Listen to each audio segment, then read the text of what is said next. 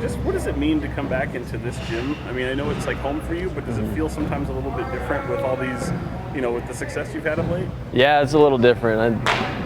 When I was just a normal trainee coming in here first, everyone welcomed me with open arms, and now it's like when I walk in, they're looking at me with a different view. They can see the work that I put in, and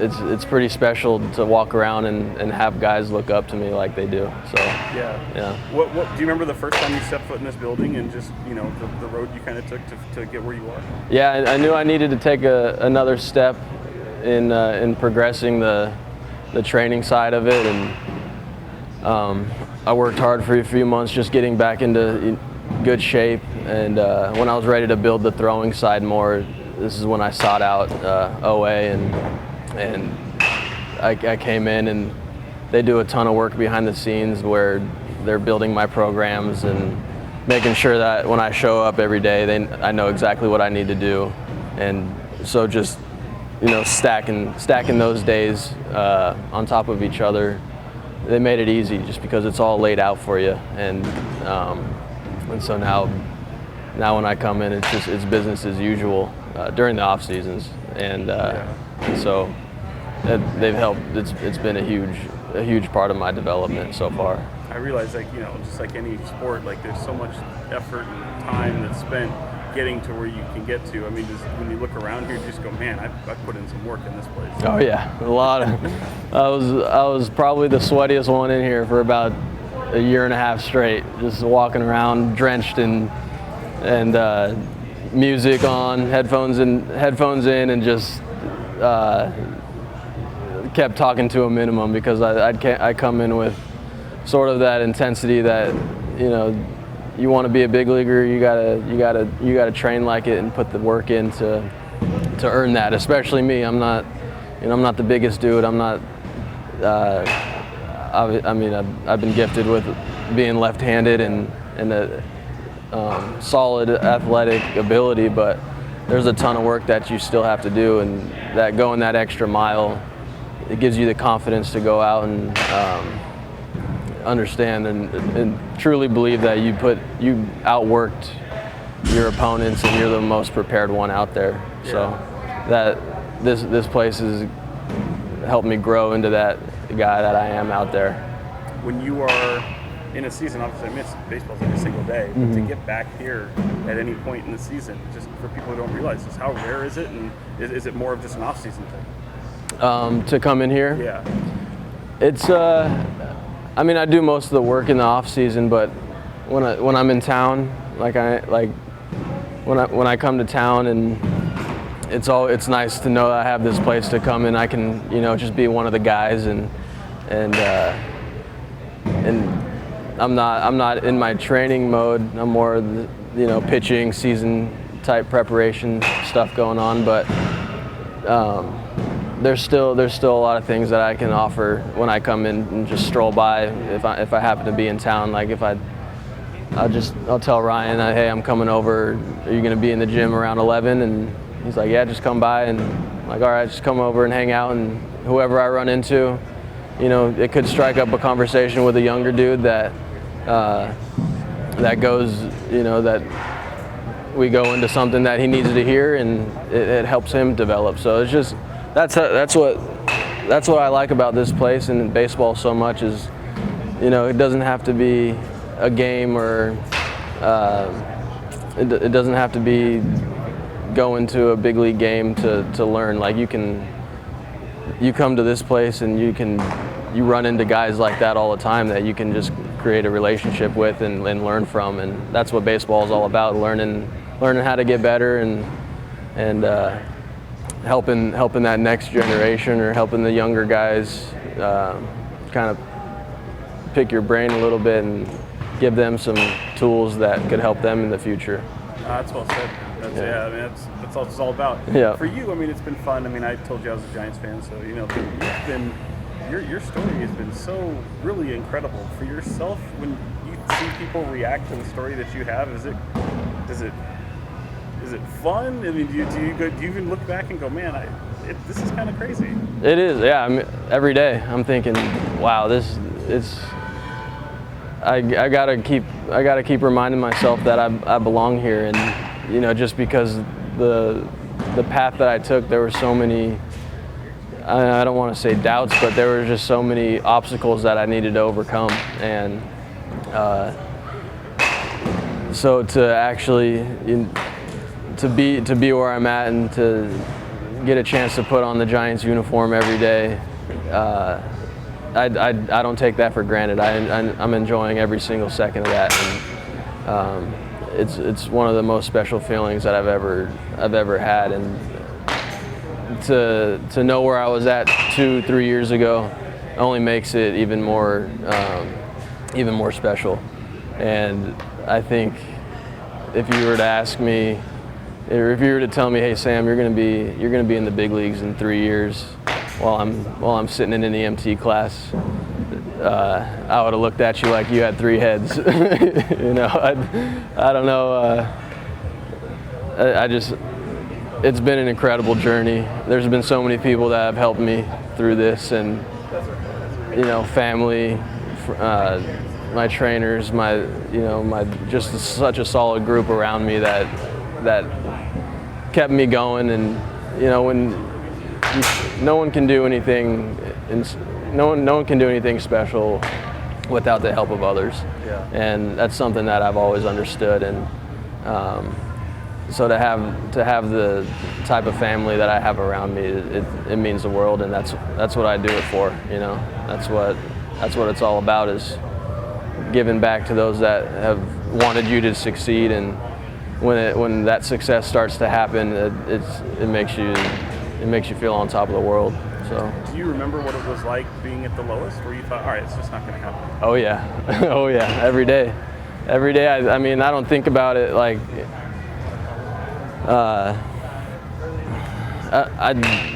appreciate it. I guess that's the best way to put it. I appreciate that struggle that I had to go through, because it makes where I'm at right now even sweeter. But when I was at my lowest points, there was just a lot of things that I wasn't sure about. Baseball was something that I've done my entire life, and my number one dream and goal was to pitch in the big leagues, or to play in the big leagues. And when that gets taken away, it's a pretty undescribable feeling of, you know, I don't know, stress and anxiety that you don't know.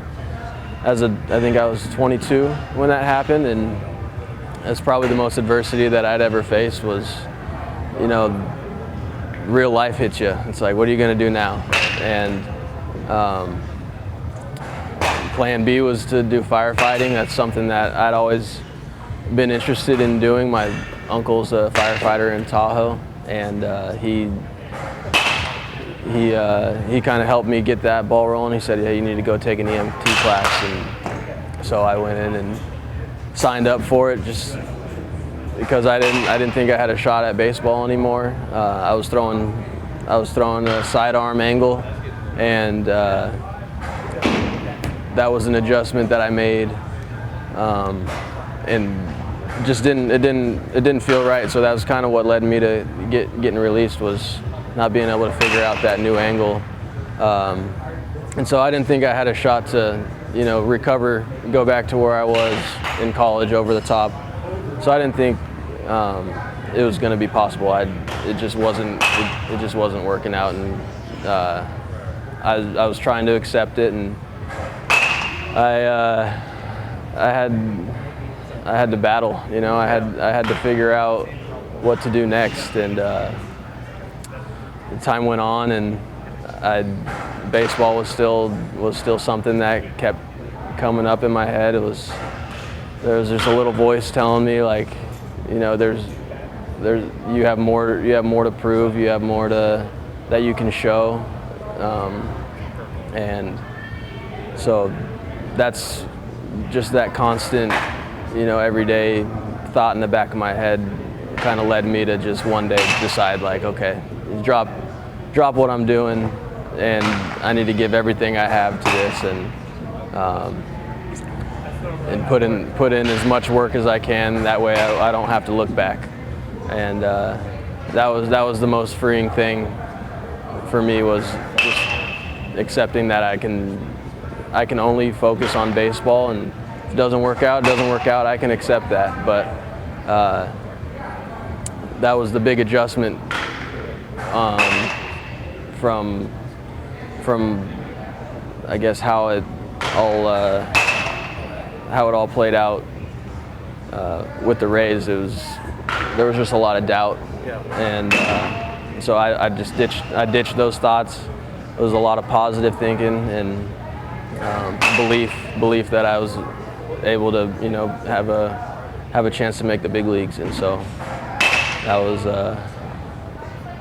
was kind of the process. That's when all the work started. Yeah. I mean, that's so insane, just to make really just one small mechanic thing, and then I guess you get those who believe in you as well along the way. I mean, and then the toll that can take on you mentally. Yeah, it's insane to me. Baseball is a mental game. Yeah. That's a lot, especially pitching. It's confidence. You gotta believe that you can put the ball where you want to, and that's going to be the right choice, where they're not going to do any damage on you. And that's something that it's taught me how to deal with things in life too. It's like, what's the point of worrying about what could go wrong? Because if you gotta keep looking back, then it's going to be tough for you to focus on what you really need to do. You gotta truly love it too, right? Like, just love the work, love the process. Oh, I love it. I love it. I've fallen in love with it. I think the hardest hurdle for me to overcome was to build that consistency, like through college and my first couple years in professional baseball. The consistency wasn't there. One day I would be at the field early and getting my work in, and the next day I'd roll in a little later, and I'd make an excuse of why I couldn't do it, and so the consistency of showing up every day and making it my number one priority, that was huge. Wow. So and just so I'm clear, how many, you were gone for 2 years out of the game? I was gone for the entire 2018 season. So I was cut in spring training for 2000, March of 2018. Okay. And was out of the game until about October. So 6-7 months away from the game. And last year was just kind of odd. And then last year I was out of it, not because I was for different reasons. Sure. But I've thought about this a lot, is if I didn't go through what I went through in 2018, how would I have dealt with this past year in 2020? Right. I knew what it was like to have the game taken away from me, and then it was taken away from me again, and I dealt with it a little differently that time. And I got in here and got to work instead of getting my head down, and that's the biggest thing. That's growth right there. That's what you need to do to make these types of things happen. It takes sacrifice and learning from what you went through in the past. Yeah. Okay, let me ask you this then. So you get to the Giants. I mean, obviously you grew up in this area. You see the success that they've had over the past decade, 3 World Series, and here you are pitching to a guy who's been the face of that with Buster Posey. Just the relationship you have with him and how it kind of corresponds with the success you had this season. That's from day one when I stepped into big league spring training. He was one of the first ones that caught me there, and it was.